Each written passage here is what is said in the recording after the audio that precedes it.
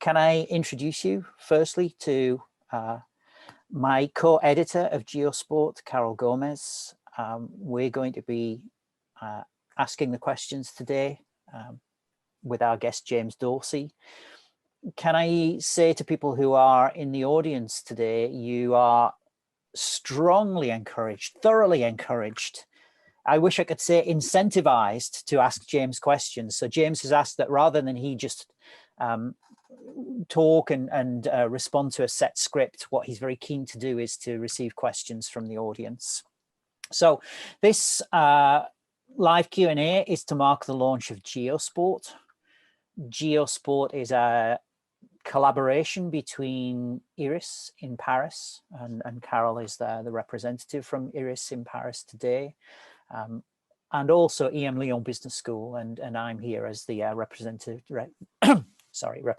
of EM Lyon Business School.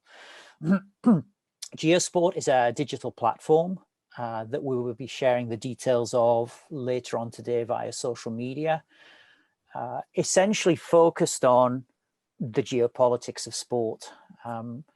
Given my background working in a business school, I like to refer to it as the geopolitical economy of sport, because I always have an interest in the implications of the world around us in terms of business, in terms of management, in terms of commercial activity.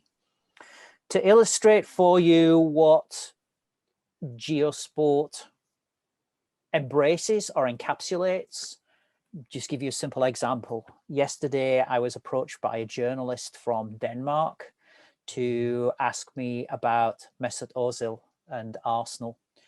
And I get, at one level, this may simply be an issue between a player and the club that employs him. But as some of you will know, there is a history, a recent history involving Ozil and Arsenal, and a tweet that he posted in support of Uyghur Muslims last December. And there were ramifications at the time, and it appears as though there continue to be ramifications. And so one of the issues that Ozil now faces is that he's no longer officially part of the 25 player squad that Arsenal now has officially registered. And one of the reasons people are speculating for this is that Ozil and the issue around the tweet and Uyghur Muslims and China has played a part in this. It's worthwhile keeping in mind that Arsenal's shirt sponsor is Emirates Airlines from Dubai. And obviously that is an important constituent part of this. From my perspective, why I'm interested in this particular case is that sponsorship. My background is in shirt sponsorship and marketing, and as I said, business schools. So hopefully that gives you an illustration, a very small illustration of why geopolitics and the geopolitical economy, I think, is very, very important. For those of you who are writers and commentators, we do welcome submissions to GeoSport. And what will be happening is in the coming weeks and months, there will be short articles, longer articles, and audio-visual content available. So we do welcome you to submit. And what we try to do is to turn these articles around very, very quickly. But what I do feel is that speed is of the essence, because we live in a very dynamic world right now, not just in terms of COVID, but in terms of some of the political changes. We've got an American election coming up. We've had the Black Lives Matter movement this year. We've just talked about Ozil. We've got the growth of China, a whole series of issues that have really been stacking up this year that hopefully we intend to address as we proceed from here. Without wanting to talk too much, can I just say two final things? Firstly is a big round of thanks to IRIS and EM Lyon for their support, but also to Estelle Brun, who is one of the co-editors alongside Carol and me. Estelle works for IRIS, and also to Paul Widdop as well from Manchester Metropolitan University, who also co-edits GeoSport with me. I'm not going to dominate conversation. Carol, any additional words that you would like to say about GeoSport and before I introduce James? Hi everyone. It was a quite complete perspective that you give. So just to remember that the platform is now available. You can find it on the website, IRIS website. You can find the link on the social network, but also on IRIS. Please do not hesitate to submit some articles, especially if you think a matter, an issue could be interesting to analyze through two scope. The first one is geopolitics, and the second one, of course, about sport. So do not hesitate. And I think that now we definitely all want to hear James Dorsey about the situation, the current situation. So I leave the floor. No, you don't really want to hear about James. You want to hear about me just a little more, you know, not about me, from me. Can I just say that the 4 pieces coming up, the 4 launch pieces for GeoSport coming up, one on geopolitics of esports, which is now available, one on Black Lives Matter in sport, one on Israeli cycling diplomacy, and another on the Premier League TV rights negotiations in China. So do look out for those, and we will post on social media later links to these. That's enough. I'm not going to say any more, other than, how do I introduce James? So I've known James for a long time, and for me, James is James. So I think the first time that I met James was in the Gulf region, and James has got just incredible insight. For me, I found what he was saying, what he was talking about, really captivating. I'd not really heard people talk this way before, or talk about the things that James had talked about, was talking to me about before.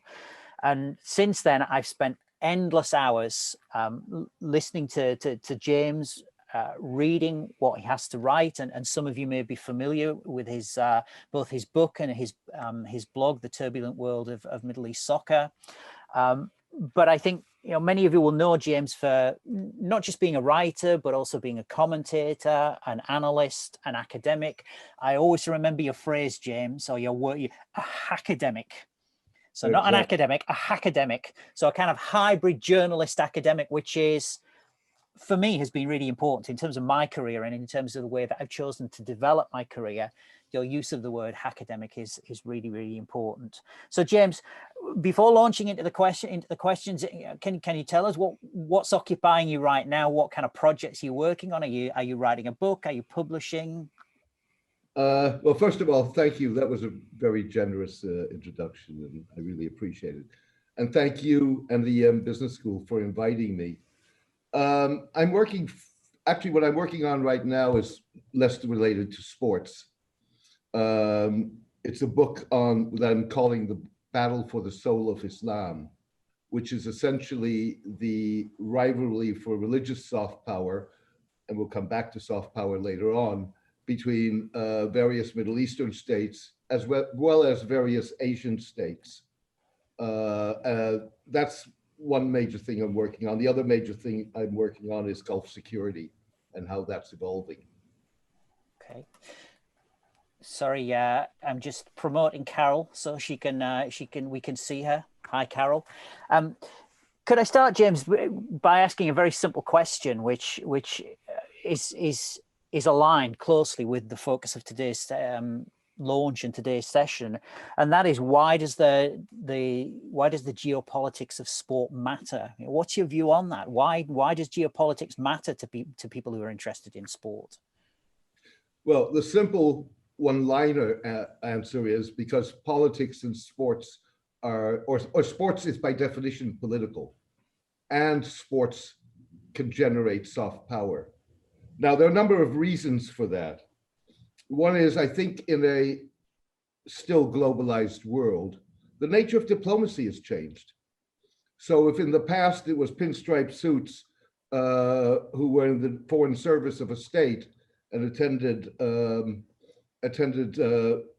receptions and had a glass of champagne, today it's public diplomacy, it's sports diplomacy, it's cultural diplomacy, And that all has to do with soft power, the realization that in order to be able to achieve your goals as a state, you need to have popular buy-in from those countries you expect either help or you want to dampen criticism that there may be. And that is indeed the soft power aspect of it. Take football. Look at, as Simon, you well know, Manchester City. You have a club that was bought by a very wealthy owner with an abominable human rights record. That is not something that matters to fans. And so in that sense, the UAE has garnered enormous soft power by essentially being able to do so without any damage. I think that's one thing. The second thing is soft power, certainly in the Middle East, and particularly in the Gulf, is very important. And it's important because you have energy-rich monarchies who are incapable of defending themselves.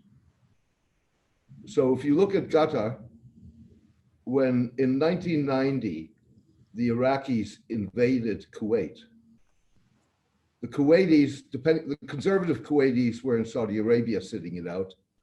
The less conservative Kuwaitis were sitting it out in the casino in Cairo, while a global coalition liberated the country. And the then the Emir had just come to power in 1995, realized that's the way to go. And so if you look at why Qatar is hosting the World Cup, why it's so engaged in sports, the reason is it's one of the pillars of its soft power effort. You also have something else that's I think relevant, and that is that as the world is rebalancing from one superpower to a world in which you have two or three powers who have to balance things between themselves, the same is happening in sports. You look at FIFA in terms of the role that, for example, Middle Easterners play in global soccer governance and regional soccer governance. You look at where recent World Cups were held from South Africa on, but now Qatar. You have China bidding, you have Turkey bidding. And finally, if you look again at the bids over the last few World Cups, increasingly, it's either Western nations who have the infrastructure already and don't really need to invest a great deal, or it's autocratic states. Which brings you back to the issue of soft power. So if you're an autocratic state with a bad human rights reputation, or a policy that's very assertive with military interventions elsewhere, with all the consequences of that, garnering that soft power becomes very important. Can I just ask you, James, because increasingly people use this phrase, soft power, these words, without really understanding what it is. So in your view, what is soft power? Well, basically, it's not hard power. With other words, it's not a power that is either backed by military capability or by the ability to coerce. It's basically an effort to garner empathy, to be liked, frankly, to put it very simply. So, for example, if go back to the example of Kuwait, these were Western and non-Western militaries putting their troops at risk to liberate a sheikhdom on the Gulf. unless you have that sort of empathy, governments aren't going to get the buy-in. And it's going to be much more difficult domestically. So that's the importance of soft power. I do want to add one thing here, which goes a little bit to your first question. And that is that underlying all this issue of soft power and of geopolitics is the fact that sports is by definition political. Sports and politics are like Siamese twins, hooked at the hips, and there's no way you can separate them. Why do you say that? Why do you say that? Well, first of all, because going back to soft power, you look at how countries are ranked today, and sure, they're ranked on their economic strength, they're ranked on their military strength, but they're also ranked on how they perform internationally in sports. So that's one. Two, certainly in countries that are not democratic, there is total control of sports. Because venues like a football stadium are potential venues for protest. And these are countries that do not allow for any form of uncontrolled public space. But to be fair, it's not just autocratic countries. Go back to the 2006 World Cup in Germany, and the German government's interference with the German Football Association to ensure that they had the votes to be able to host the World Cup. So that's what soft power is about. And I think where the real problem, but we may come into this later on in the discussion, but I do want to throw it out. You have a situation in which international sports associations simply deny that there is any relationship with politics. Their boards often demonstrate that that's not true, but nonetheless, they uphold a fiction that sports and politics are separate. And what that does is it allows the sports associations and politics to do whatever they want, because the relationship doesn't exist. And in all the discussions that we've had over the last 10 years about corruption and wrongdoing in sports, and particularly in football, but not exclusively, the one theme that nobody really wants to touch is that relationship, and try and start to think about how do you regulate it. Mm-hmm. So, Carol?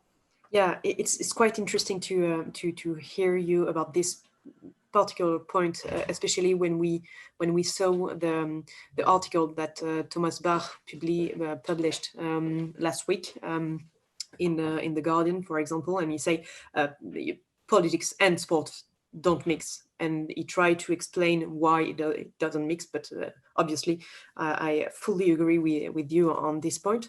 Maybe a question about what you said about sports diplomacy and with the Gulf region. Many countries try to develop for a long time now, or more recently for some of them, a sport diplomacy. So in your opinion, there is several types of sport diplomacy, or do you see them as one with several specificities? Well, let me just come back to Thomas Bach for a second. What's really interesting is that if you go back to just after probably a year after he became president of the International Olympic Committee, he gave a speech in Korea, in which for the first time you had a sports executive acknowledging the relationship with politics and sports. Now, he was very careful. In my mind, I would have liked him to have gone further, but it was the first acknowledgement that there is that relationship, and that it's a relationship that needs to be regulated. So that's one. sorry, my mind is gone. What was your second question? Just give me a buzzword. Just about the sports diplomacy, the several types of sports diplomacy in the Gulf region. Okay, let me answer that in two ways. I think they're all aspects of the same thing. So, with other words, whether you sponsor, whether you acquire, or whether you host, it all serves the same purpose. Now, I think you've also got to understand the limitations of sports policy or sports diplomacy. So with other words, you can do all those things, hosting, acquiring, and so on. And the Gulf states do that for different reasons and in different ways, but for the same reason. But there's another aspect of sports diplomacy, which I think is a fallacy. And that's the idea that sports can build bridges and that it can be the driver of building bridges. So at the moment, for example, you have a lot of people arguing that the fact that Qatar is hosting the World Cup in 2022 opens the possibility to put an end to the three-year-old boycott by Saudi Arabia, Bahrain, United Arab Emirates, and Egypt. And I think that's pie in the sky. Because the implication of the thought is that sports can be a driver in these things. It can't. You know, you go back to the 1970s ping pong diplomacy when Kissinger was around. That was only possible because Kissinger and the Chinese had already talked, and they had created an environment that was conducive towards building bridges. Without that, ping pong would have been an event. And if you look at, just to end this bit, if you look at two incidents, the 1914 football game between Germany and Britain during the First World War, sure, they had a ceasefire for 24 hours. They played a game of football. And then for another 4 years, they killed millions.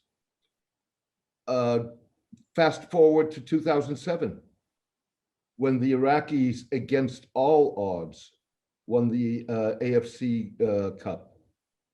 And for 24 hours, Kurds, Sunnis, Shiites, whoever were dancing in the streets, they were embracing each other, they were celebrating this, and 24 hours later, they were back at sectarian warfare. So I think you've got to understand very clearly what sports diplomacy can achieve and what it cannot achieve, at least not on its own. For me, this brings in a whole series of questions.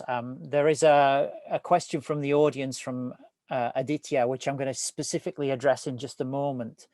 But can I say to anybody who's sat listening, if you do want to ask a question, please do send a question in, and we'll do our best to get there. Aditya asks about Saudi Arabia, so I'm going to, in a second, I'm going to ask you about Saudi Arabia. But I actually want to take a step back because Carol is sat in Paris. I'm supposed to be in Paris, although I'm not right now.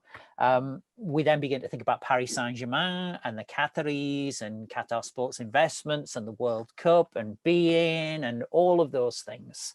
And you said, James, that soft power is about empathy. It's about getting people to like you. Some other people would say it's also about getting people to see the world in the way that in the same way as you do. So can I ask you a very simple question? I would totally agree with. That's what I meant with liking you. Well, can I ask the question? Do we like Qatar because of what they've invested into sport? Look, I think that Qatar hasn't generated the kind of soft power that it would have wanted to generate. Now, I think there are two reasons for that. One is the Qataris themselves, and in some ways, they're getting less credit than they should. So the day they won the hosting rights for the World Cup, they naively thought, this is it. We're on our way. And they were totally taken aback when the tsunami of criticism came, particularly with regard to guest workers, migrant workers. But to be fair to them, and that's the part that I feel they have not been acknowledged for, they also did what no other Gulf state has done.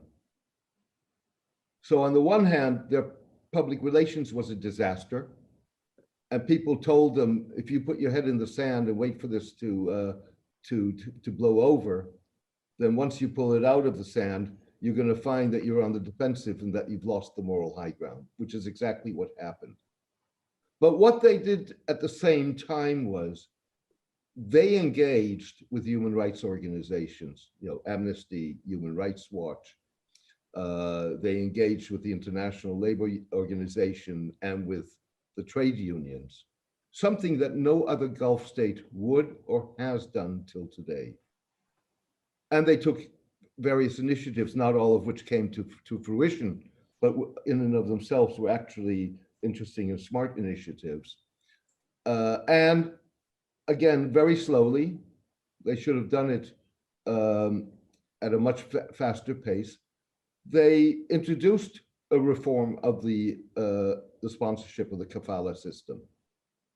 And they also did other stupid things. A foreign, a North African football player who played for the team that is owned by the military, and there was a dispute. And so instead of just paying him out, it's peanuts for them, getting rid of the issue, they held him for 18 months in Qatar, didn't allow him to leave the country. And that did them great damage. But then there's another aspect to all of this. And that is that the United Arab Emirates, from the moment that the Qataris won the World Cup, were on the warpath.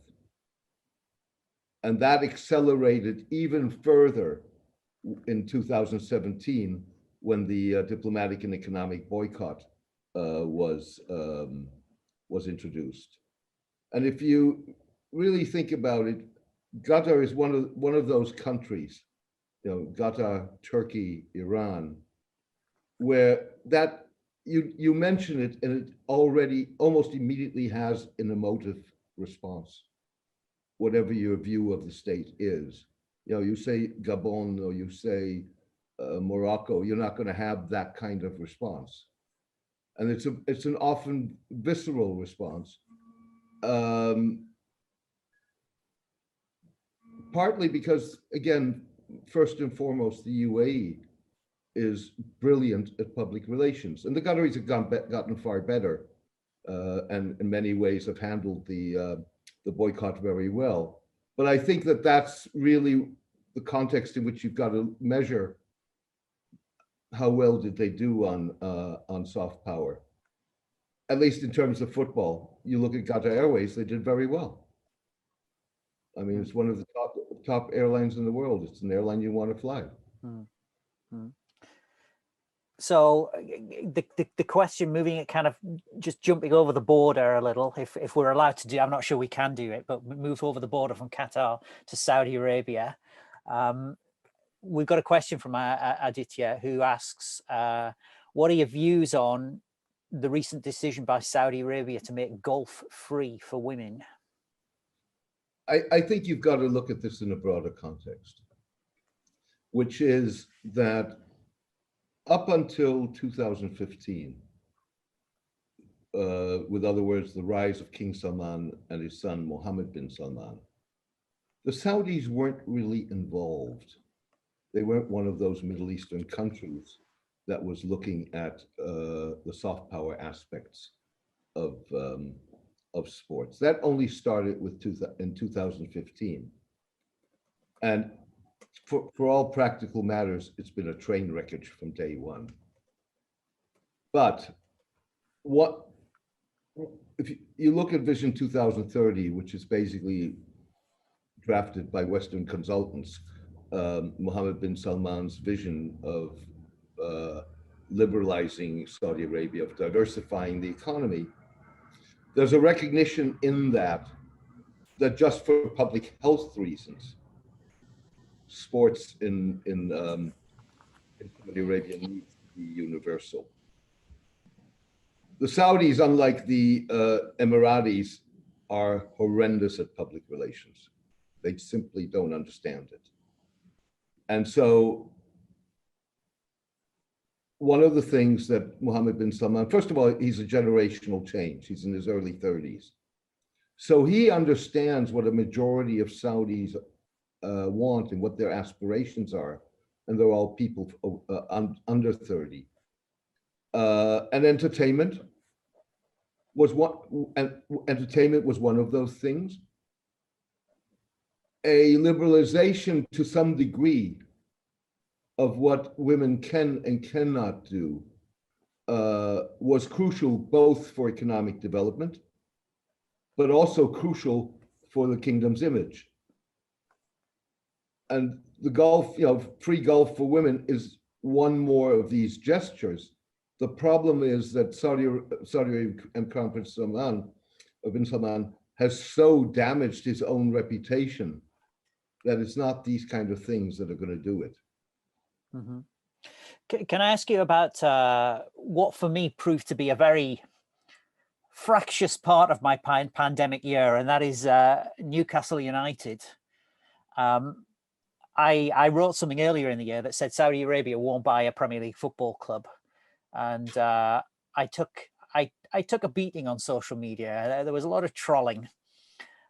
So it was a really kind of raw period of time for me personally. And I think I know what went on, but can I ask for your views? What do you think was going on? What was that all about, that whole Saudi Arabia Public Investment Fund Newcastle United issue about? Let's take a step back, and let's look at what is the Saudi sports diplomacy's train wreckage, of which Newcastle United is just the last episode of it. So Mohammed bin Salman comes to office and he realizes that sports is important. And he has as his sports czar someone who has the same degree of hubris and the same degree of recklessness that he has. So they pumped $25 billion pump more, but they decide that they're going to use part of their investment in SoftBank, the Japanese venture capital, to buy influence in FIFA with a $25 billion fund to establish 2 new tournaments. They unsuccessfully try to twist Morocco's arm to vote to support the boycott against Qatar, and otherwise they would support the United States rather than a bid by a fellow Arab state, which is what they did at the end. They tried to create a new federation of Middle Eastern and South Asian states outside of the confines of either the Asian Football Confederation or FIFA, and that whole initiative falls apart. And then you had the fiasco in Egypt, where the sports star Turki Al-Sheikh buys into Al-Ahli, one of the foremost Egyptian clubs, and essentially is kicked out. And so I think you've got to look at it in that context, that there's sort of this understanding we should be in this game. And particularly we should be in this game because of both the Qataris, with whom they have a conflict, but also the Emirates, with whom they have differences, and they manage those differences. So in that context, it becomes important. They've seen what Manchester City has done for the Emirates. They've seen, despite now the court cases in Switzerland, what PSG, Paris Saint-Germain, has done for Qatar. And that's what they were after.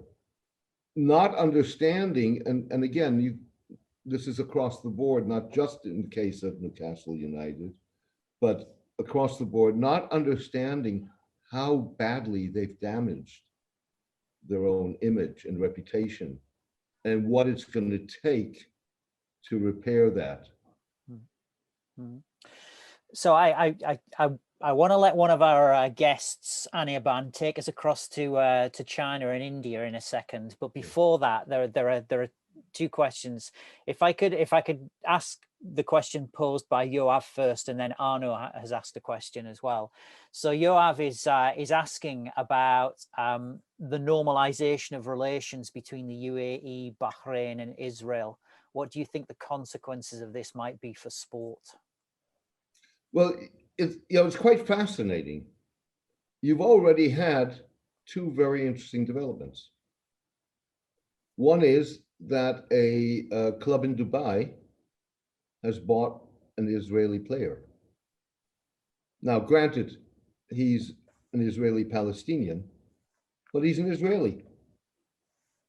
That would never have happened before that. And the interesting dynamics are going to be what happens when that club plays international matches with countries that don't recognize Israel.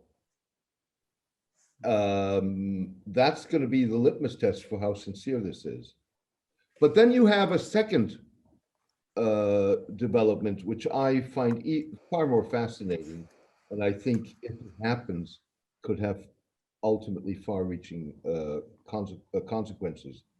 And that is an interest expressed by an Emirati businessman, although without doubt with government approval, to acquire or at least get a stake in Beitar Jerusalem. Beitar Jerusalem, historically and until today, is the most militant, most anti-Arab, most anti-Muslim club in Israel. Israeli Palestinians are among Israel's top players. Beitar Jerusalem has never hired a Palestinian. When they have hired non-Arab Muslims, they've been basically kicked out. Now, this is the club that has been the club and is until today the club of the Likud. Every right-wing leader in Israel is a fan of Beitar Jerusalem. So the notion of the United Arab Emirates or somebody in the United Arab Emirates buying particularly this club rather than any other club has great significance. And I think they may find that it's going to be tougher going than they believe it is. But they do, I believe, think that that's one way of addressing, again, soft power, but also addressing a community that they would not be able to reach otherwise, in the hope that they can shift attitudes. Mm-hmm. Thank you, James. It's an area of the world that, as you know, I have a great deal of affection for, but I also find frustrating and I think there's a lot to criticize, a lot to debate as well. But I just want to kind of move direction, and before I head east geographically, I'm going to go west. I think Arno is in Europe somewhere. Arno is asking, how do you assess the effectiveness / robustness of sport contributions to the realization of the UN's Sustainable Development Goals? Do you have a view on that? Frankly, it's not something I've given a lot of thought to. Look, there is a lot of things that you can do with football. So, before I argued that football is not a bridge builder. More often it's a divider. That's at sort of the top level, if you wish. But if you go down to the grassroots level, kids, young adults, women, disabled, whatever groups it is, there's a lot you can do with sports. And I would imagine, and I know groups that have done that, who use sports to try and engage students or people in broader issues, including very fundamental issues that you need for sustainable development. I don't know. I hope, Arno, that this answers the question.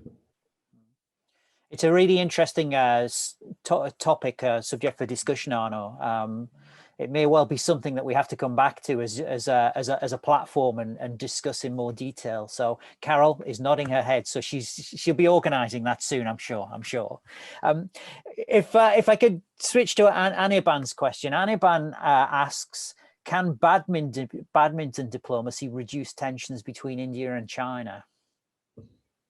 I don't think any sport, whichever sport you think of, is able to reduce tensions unless the parties to the dispute or the conflict want a reduction.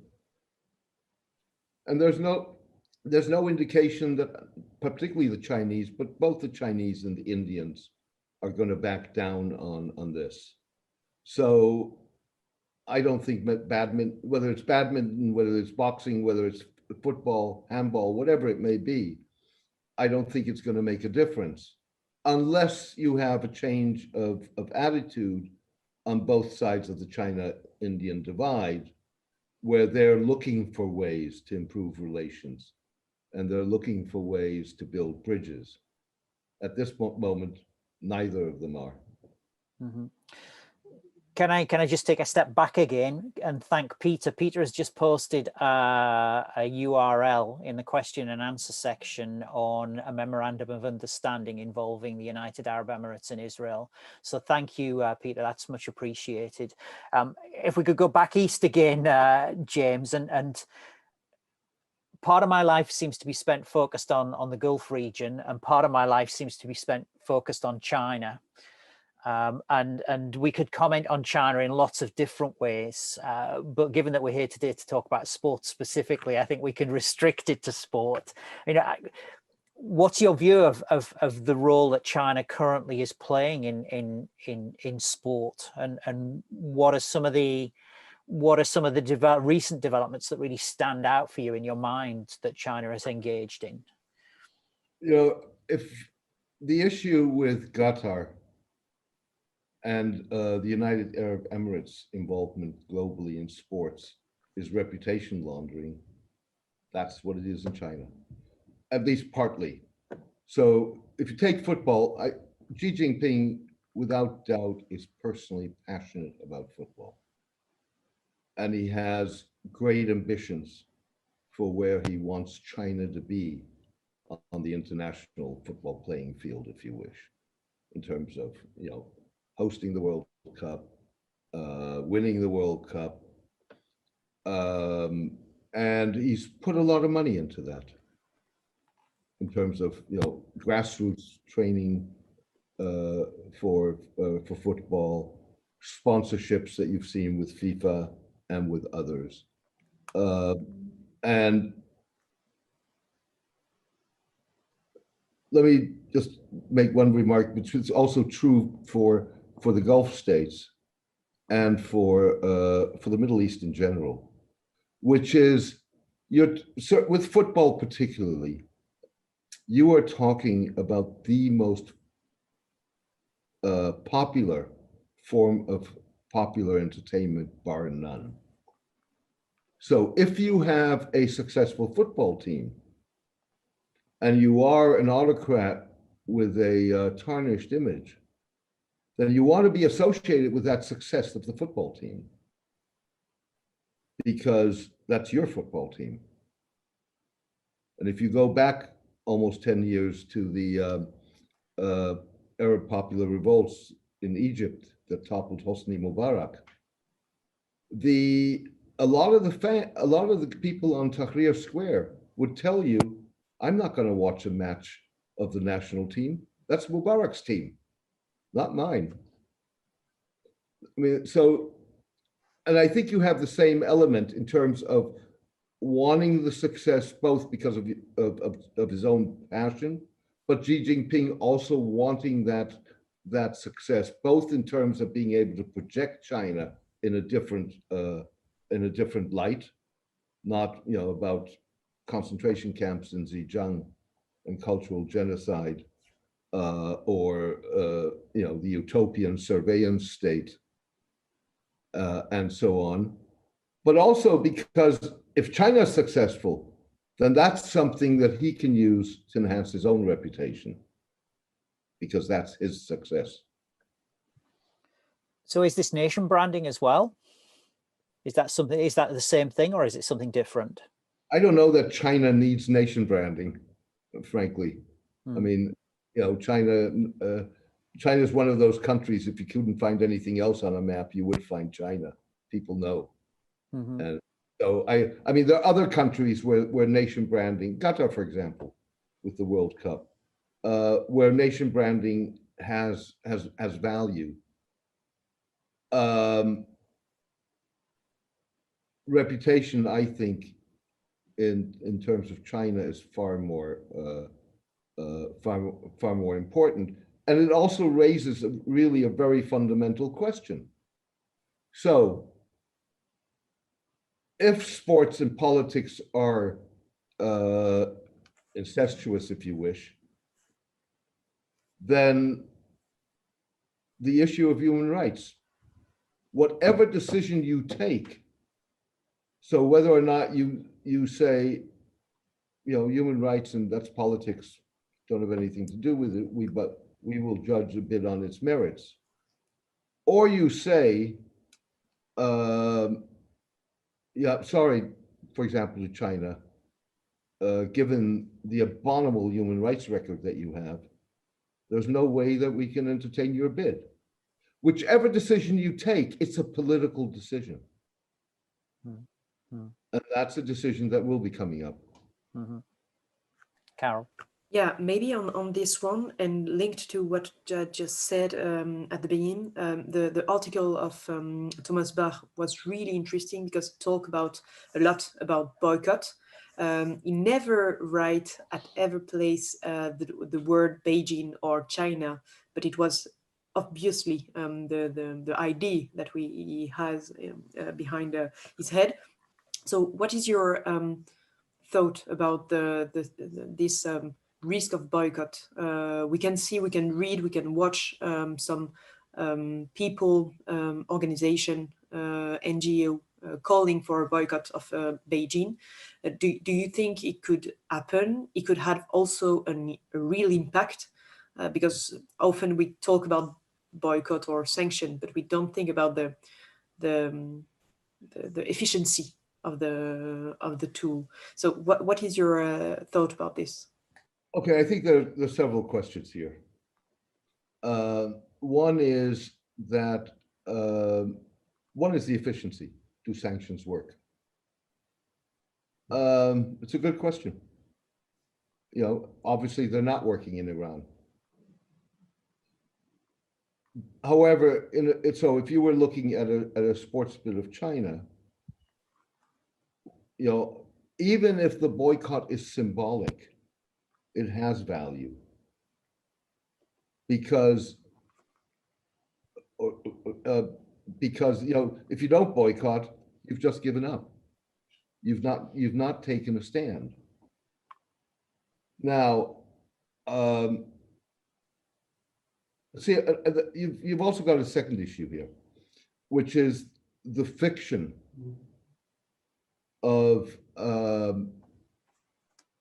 mega sports events leaving a social and economic legacy. They usually leave a lot of white elephants in debt.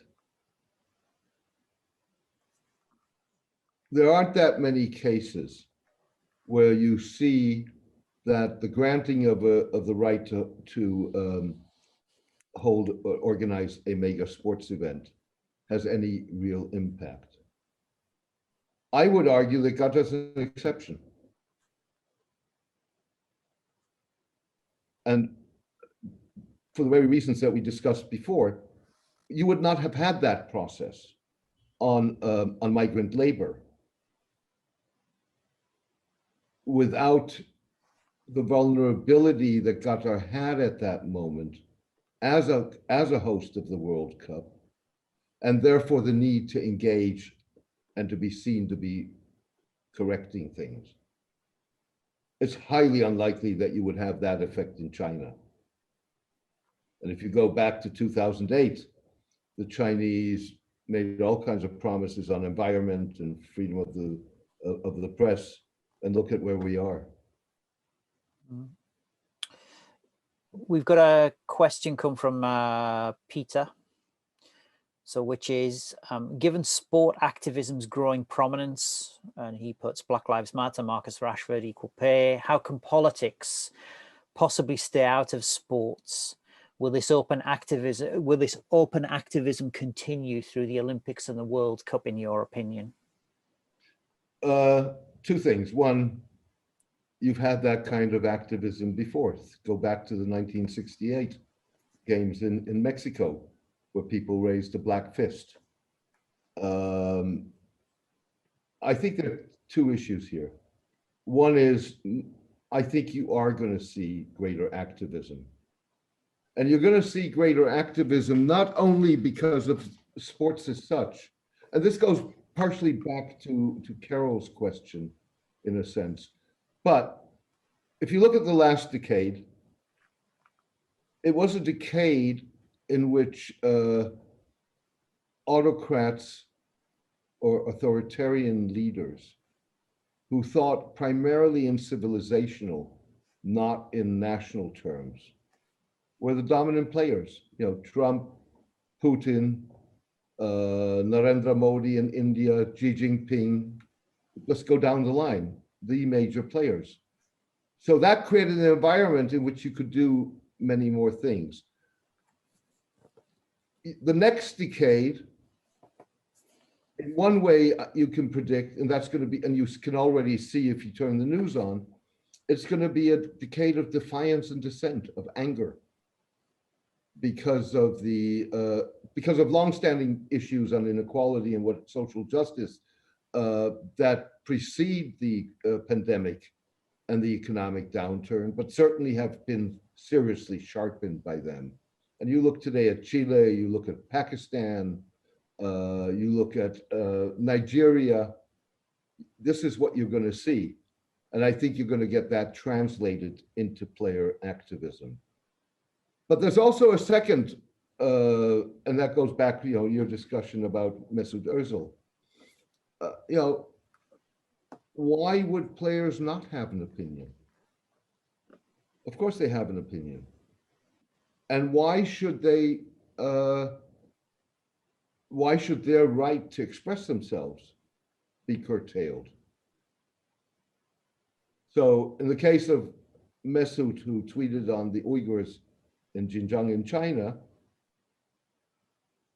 the club, by cracking down on him for that reason, is doing China bidding. Which takes me back to sports is politics. We've got, which I think is a great question. Brian, thank you for asking it. So we were having started off in France and traveled through Qatar, through India to China. We're coming all the way back to Africa. So Brian's question is, how can Africa exercise soft power or practice sports diplomacy to its advantage? Well, first of all, Africa is like Asia. It's a very diverse continent. So I don't know that Africa as Africa can do it. Can I just say that Brian is from Africa? He's from Kenya, if I remember correctly. Well, Brian probably knows it better than I do, frankly, and I would invite you to disagree with me. What I do think is, if individual countries are successful in that, that reflects back positively on Africa itself. But it's really going to be bottoms up in a sense, rather than down, of building that soft power and engaging. The problem is that often African countries don't have the means and the resources to do it. I mean, there are a number that do, but a lot don't. And certainly, again, Africa is one. It's certainly going to be economically one of the hardest hit parts of the world as a result of the economic downturn. But Brian, please disagree with me. Brian, I really want to say something here, but Zakayo has just sent in another question. I'll come to you, Zakayo, in a moment. There's something about the indomitable lions and the super eagles, and if you remember the 2018 Nigeria World Cup shirt that was a fashion sensation across the world. I think there is something about Africa and soft power and sport, and there are some really interesting issues and developments that we need to talk about. But firstly, I'm aware of the time, and secondly, I think it's such a big subject. Let me just say one thing. You know, the reason I said resources and the wherewithal to do it is these are not single shots. This has to be a sustained, well thought through effort. And so, yes, you're right. And there's also, of course, the soft power comes with that, with African players playing in Europe and elsewhere. But you really need a soft power strategy in which you embed sports. You know, whatever it is, it can be cultural, it can be culinary. I mean, look at Morocco, who's done great with in the culinary field with its food and with its design. But you really need that package, and the ability to put a package like that together, and the ability to implement it, and that's what I don't see for much of Africa. So Carol and I have made a mental note of this for the future, a webinar on the geopolitics of sport in Africa. Definitely. Something on the soft power of Mohamed Salah, maybe, or something related. I want to go to Zakayo because Zakayo has asked a question of James, and it's in response to Peter's earlier question. The question is, do you think activism by top athletes like Lewis Hamilton will have an impact upon sport policy or political policy? I don't think it's going to have. Well, it depends. With other words, the more activism you have, the stronger the pressure is going to be on sports executives and sports officials. I mean, clearly, and again, look at Black Lives Matter, and the way basically the NBA and other sports associations embraced it after their players had expressed themselves politically in favor of Black Lives Matter. And what that means is two things. You've got to have critical mass, not just one player. And you, again, like with other things, you need to have an environment in which sports executives, government officials, what have you, no longer can avoid it. You know, from the sports executive side, this was force majeure. And that's the kind of pressure that that athletes can generate. And they generate it in and of themselves because of who they are, but they generate it also because they're models for large groups of people. And it's hard to measure what that impact is, but if your idol takes a stand, and idols are important to you, then you're certainly going to listen. Now, James, I know that where you are in the world, it's rather late now, so I hope you've got time for just two more, and it is only going to be two more questions. This is still early for me. The first one is Aniaban. I'm going to give you the last one. Although Aniaban, you've had two questions. You're trying to monopolize here. But before I get you to get back to Aniaban, I'm going to go to Ewan. And Ewan asks, do you think sports diplomacy will become more formal and more important over the next decade?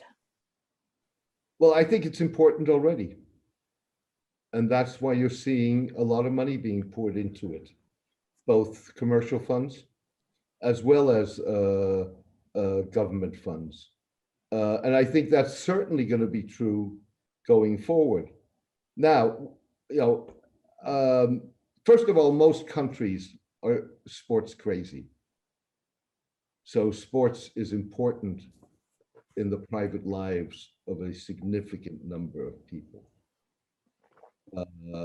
So, and certainly in countries where the political consequences of the economic downturn can be serious because of the autocratic nature of the regime, that link to sports success is going to become even more important for them. Okay, thank you. And then the final question from Ania Ban, I'm going to take you back across to the Middle East. Ania Ban asks, with developments in the Middle East, do you think that Israel will join the AFC? And if it did, what would be the geopolitical impact of this? You know, it's a fascinating question. And I don't know what the answer is. I think eventually, yes. So go back to 1974, Israel was expelled from the AFC, basically by the Arab and Muslim vote. And it then wandered around Oceania and what have you, and finally ended up in Europe, which was good and bad. It was good in the sense that they were competing and playing the best of the best. But they weren't quite at that level yet. So whereas if they had been part of the AFC, you have a number of real powerhouses, including several Middle Eastern soccer powerhouses. Israel would have been one of them. The question is, and I don't know what the answer to that is, that even if the AFC would be willing to readmit Israel, and if they were to apply today, my guess is that you would still have some Muslim or Arab resistance, but you'd also have a number of Arab and Muslim countries voting in favor. The question is whether Israel wants to go back. And I don't know what the answer to that is. Mm-hmm. Okay. We do have one final question. Zakayo, you don't send me any more questions, please. I've got one more question. And if I don't ask this question, Paul, who is one of our co-editors, he'll never speak to us again. So he's asking, in the case of Russia, if you have military power, why would you continue down a soft power path? Well, I think that question goes for any country with military power. Why do it? I think for two reasons. One is military power is one element of your power. It doesn't matter how strong you are militarily, you need that soft power. And therefore it's not a question of either or. It's a question of how do I manage both. Okay. So if I could hand over, Carol, any final thoughts, questions, issues from you? I have tons of them, but I think I will just say something about what you just said, James. It was quite interesting to see how hard power, soft power developed since Joseph Nye developed the concept, and now we have the concept of smart power, trying to combine both of them. So we can, with sport, we can definitely see how we can use it in order to achieve one of the goals that you have. I think that the answer that James make, but also the other question, give us plenty of opportunities to talk more about these topics, a lot of topics. So yeah, I'm really interested about this one and really look forward to next steps. So James, can I just say that I've hated today? I've absolutely hated it. and the reason that I've hated it is because we only got 60 minutes. For people like Carol and Paul, Estelle and others who are in the room, they'll know I could sit and talk about this for not just hours or days, but weeks and weeks and weeks and weeks. So I've hated today, far too short. The territory we've covered, obviously from France and the Middle East through Africa to Russia and to China was incredible, and pulling things out, and thanks for saying that, Carol. Smart power. I've got to think a little more about smart power, but smart power, soft power, hard power, diplomacy, nation branding, Black Lives Matter, Mesut Özil, the World Cup, Beitar Jerusalem. Even in just 60 minutes, we've covered huge ground. So thank you, James. Really, we're grateful for you taking part today and for agreeing to help us launch GeoSport. Thank you to Carol for being so patient with my pursuit of questions and answers. Thanks to the audience for being around. And what I would say to everybody who's been involved today is keep watching, because we'll be sharing some more content through GeoSport. We'll be posting some articles later on today, and there'll be some further events in the future. So thanks to everyone, and wishing you all the best for the remainder of the day and for the rest of the week. Thank you. Thank you all for inviting and indulging me. I enjoyed it. These were really good questions. Yeah. And indeed, it would have been fun to go on a bit longer. It was our honor, James. Thank you. It was an even better answer. So thank you. Thank you very much. No, Mike, thank you. Thank you. Thank you, everyone. Thanks. Bye. Bye.